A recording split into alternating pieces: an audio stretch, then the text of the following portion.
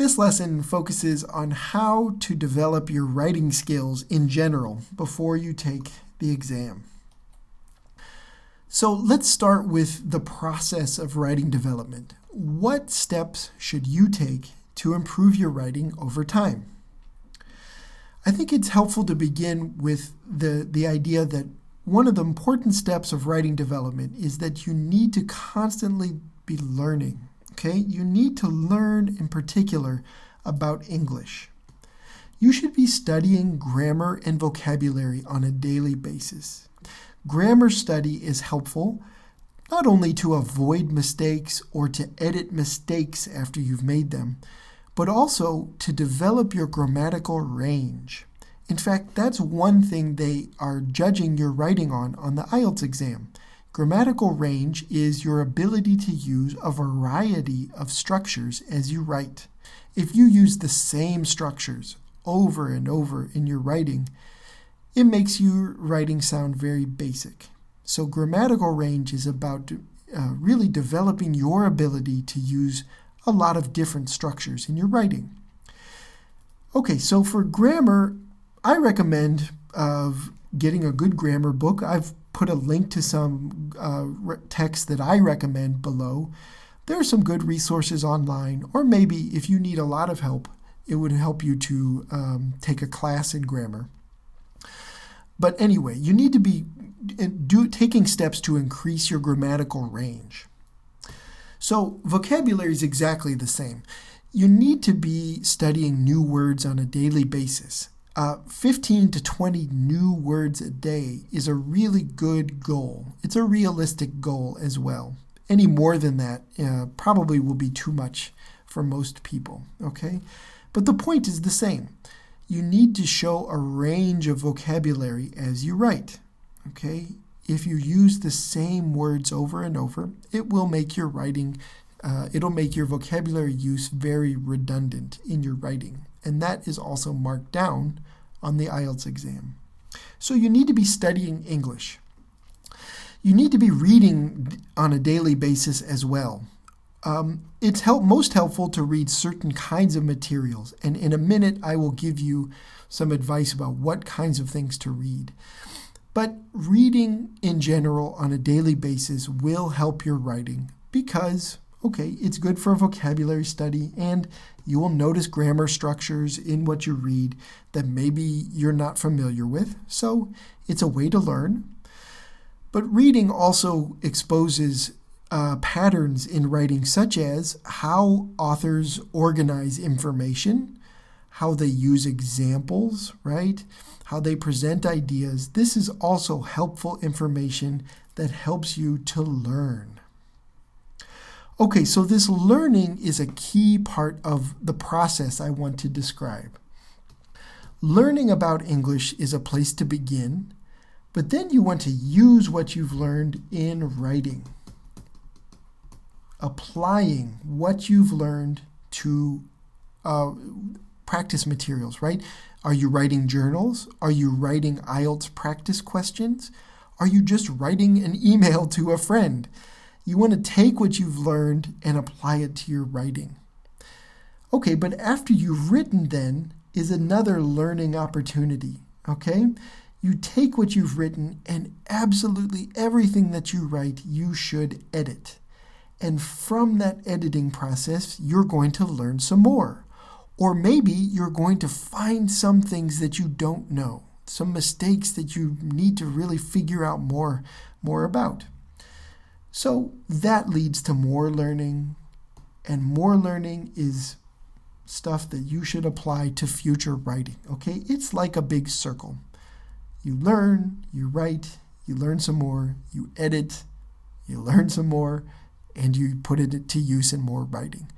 This is the way that I think improving your writing over time is most effective. Okay, but let's look at some details though. Okay, so I've advised you to read. Let's talk more about reading as a writing development tool. So you should be reading on occasion or on a daily basis if you can, materials that are difficult. Now by difficult, I don't mean too difficult, okay? If you don't know most of the vocabulary or it just doesn't make sense to you, it's probably not a very good passage for really developing your language.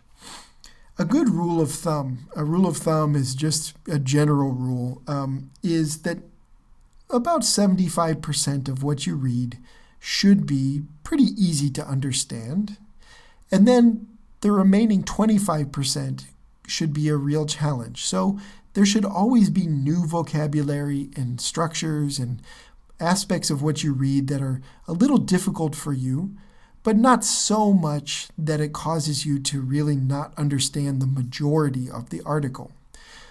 Find newspaper articles, find magazines, find web content that fits this kind of model where you can read it and get something out of it in general, but that it's going to push you to learn and study new things. Okay? So, from that 25% that you struggle with, that you aren't really clear about, that's where you spend time researching new language. You're going to study new vocabulary. You're going to really study any kind of grammatical structures or try to find answers to grammatical questions you have about what you've read. As you study, I recommend using only English to English dictionaries, right? If you're translating to your native language, that's not as helpful as if you're able to define new words and you find synonyms in English as you study. So really invest in a good English dictionary or use one online. You should also, as you study new language from what you've read, you should be trying to find example sentences where that language has been put to use. I've put a couple links to good resources for this kind of research below, right? What you're doing is really examining not just the definition of a word, but you want to see that word and how native speakers use it in real communication. So, going to the web and looking up real examples of how words are used is a very effective way of studying and learning how to use them yourself in your own writing. Finally then, after you've read something, a newspaper article, a magazine article, whatever it is that you've chosen, put it away and then try to write a summary. Okay, that's a great exercise for trying to remember new vocabulary, trying to put structures to use. It's also a good activity for just examining how much you've understood from reading and then putting that language into writing. The process of doing that is a great way to develop your writing skills. Okay, but after you've written that summary or whatever it is you've chosen to practice your writing with, you need to edit every single time. Even if it's a one-sentence email to your friend, you need to edit everything you write as you prepare for the IELTS exam. So save every essay and every summary and just save everything you write in English so that you can learn from it. Okay? Because after you've written something and on exam day, you're going to have hopefully a little bit of time to edit, and you should practice editing immediately after you've written something. But then I also recommend putting it away, putting your writing passages away in your desk for 2 to 3 weeks, and then coming back to them and editing them again. Doing that allows you in those 2 to 3 weeks to learn new things. If you're studying regularly, you're learning new vocabulary, you're learning about grammar, you're learning from all that material that you're reading, and you can edit in a new way. Hopefully you can find different ways of saying things based on what you've learned. Do it again, okay? After you've edited after 2 to 3 weeks, put it away one more time and come back to it again in another 2 or 3 weeks. Your writing, if you are working hard to learn about English and to read regularly, your writing ability should improve over that amount of time, and you should be able to make even better edits as you go. So to review, you need to be reading every day And I recommend, after you read, summarize what you've read in your own writing. It's a great way to practice. Research usage. So you're going to go to dictionaries, but you're also going to go and try to figure out how native speakers use vocabulary and grammar structures in their writing. Again, I've got some links below to some search ways you can search out sentences, example sentences for new words and vocabulary that you might have.